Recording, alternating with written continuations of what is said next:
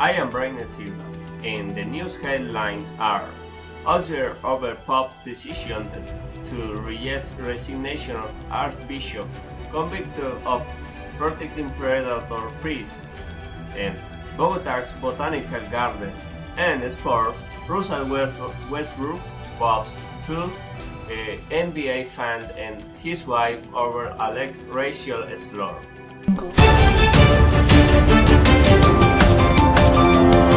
Vice over Pope's decision to reject resignation of Archbishop convicted of protecting predator priests. Catholic campaign condemned as shocking. A decision by Pope Francis not accepted the resignation of a French archbishop who was given a suspended prison sentence this month for failing to report the sexual abuse of Boy Scout by a now predator priest. Today's surprise decision came just a month after the Vatican convened an unprecedented conference of cardinals in which it prayed to get law on priests who abuse children, on the bishop who cover up for them. French Cardinal Philippe Barbarin traveled to Rome on Monday and offered his resignation to Pope Francis, but on Tuesday the Vatican announced that Argentine Pontiff had decided to reject the resignation. While the Vatican offered no explanations, it seemed likely that the Pope wanted to wait to see the outcome of an appeal that the 68 years old Archbishop intends to launch against his 6-month sentence. But the decision was commented by groups representing survivors of clerical sex abuse from around the world. I am stunned by the decision. It's shocking and depressing. Annie Barrett Doyle, the head of the youth-based organization Bishop Accountability, told the Telegraph.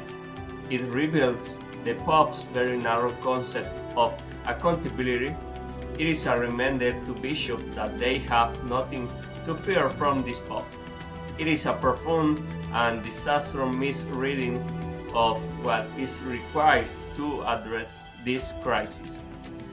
Thus, last month, during a 4-day conference at the Vatican attended by bishops and archbishops from around the world, the Pope said that no abuse must ever be covered up, as has happened in the past.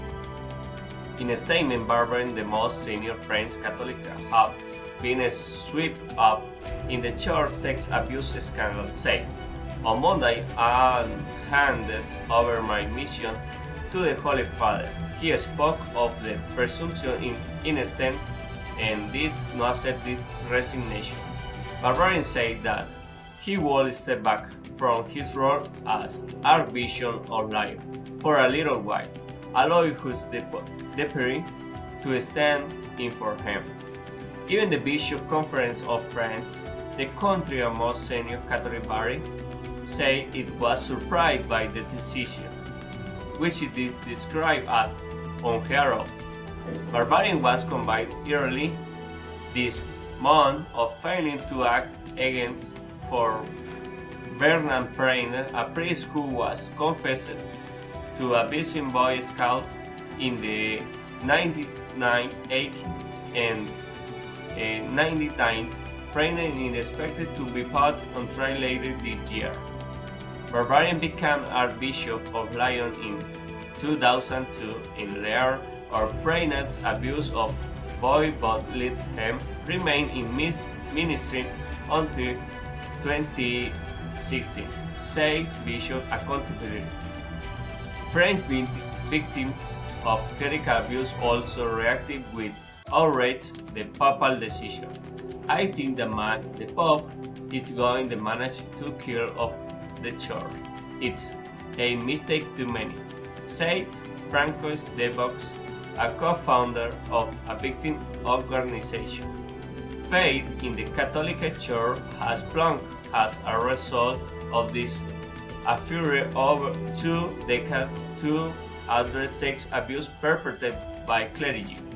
Last week, George Pell, the Australian cardinal who was once the third most powerful figure in the Vatican, was sentenced to 6 years in prison after being convicted of abusing 2 altar boys in Melbourne, St. Patrick and Cathedral in the 1990s. He also intends the appeal and remains a cardinal despite being behind bars. Campaign groups were profoundly disappointed when the last month Vatican Conference on Combating Sexual Abuse failed to come up with any new, concrete initiative to this crisis.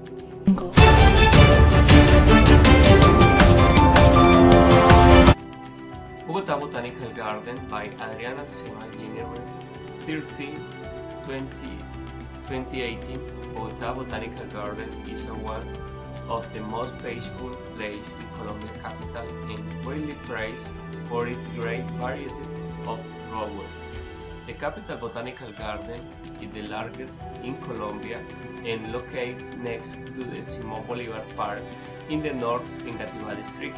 The Botanical Garden is named after José Celestino Mutis, 1732-1808, a priest, scientist, and scholar who was one of the first to introduce vaccination to Bogota. The priest became a legendary figure in Colombia history after injecting himself with a weakened strain of smallpox during an epidemic in 1782 without falling ill. His demonstration convinced thousands of epic Bogota residents to agree to vaccination, which possibly prevent hundreds of deaths. But most of his time, Mutis was dedicated to studying indigenous language and the flora and fauna that continues to flourish in the botanical garden carrying his name. As one could expect in Colombia, a country that is home to more than 4,000 orchid species, Bogota Botanical Garden is filled with orchids, but that's not all.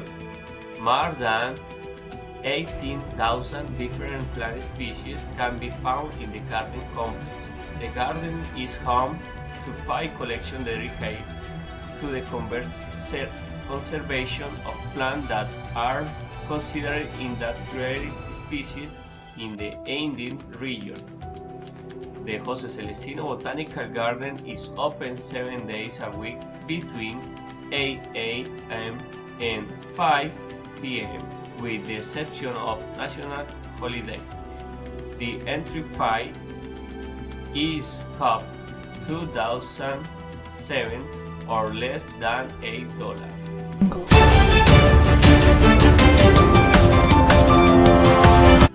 Russell Westbrook vows to fuck up NBA fan and his wife over alleged racial slur.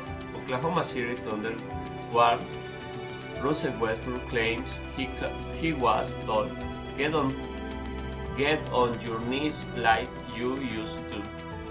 And NBA star Bob to fuck up a fan and his wife after alleging he heard a racial slur from the spectator. Oklahoma City Thunder guard Russell Westbrook was left when he claimed he heard a Utah Jazz fan tell him to get down on your knees like you used to. I started a row between Westbrook and a pair of spectators during the second quarter. In the 30 years old was caught on video response. I fuck you up, you and your wife. Westbrook has called for action against the abuse he and his teammates have allegedly received during road games. There is got to be some done, Westbrook said. There is got to be some consequence for those type of people that come to the game so just to say and do whatever they want to say. I do not think it is fair to the players. And if I had to do again, I would say the same exact thing, because I truly will stand up myself for my family, for my kids, for my wife, for my mom, for my dad every single time. I expect anybody else to do the same. So that's kind of where I am at with the whole situation.